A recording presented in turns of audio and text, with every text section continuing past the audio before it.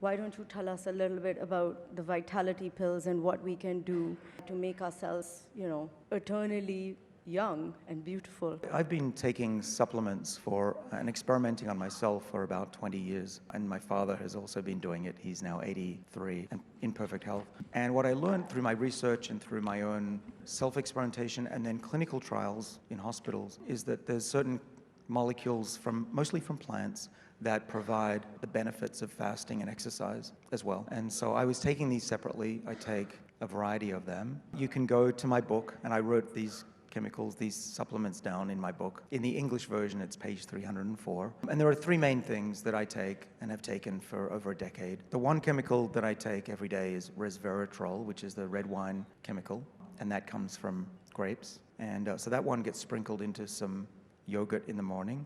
The other molecule is called NMN. NMN is a version of vitamin B3 that makes a chemical in the body that we need for life, and that's called NAD. And as we get older, we make less and less of this. And without NAD, these sirtuins that we discovered, slow aging, remember the genes that we discovered? Mm-hmm. They don't work without a lot of NAD. So as we get older, our defenses decline.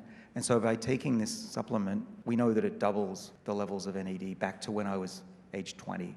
And there's now clinical trials that my colleagues at Harvard have done that says that NMN has some health benefits in early studies, such as lowering cholesterol and blood pressure. And so I take that one every day as well. I take a half a gram of that currently. And then the third one is metformin. It's used for type 2 diabetes to control blood sugar. And what's been found is that people who take metformin tend to live a lot longer. Even those who don't have type 2 diabetes, there's evidence that they are protected against cardiovascular disease and frailty and even Alzheimer's disease. And so what I do is I take metformin even though I don't yet have type 2 diabetes.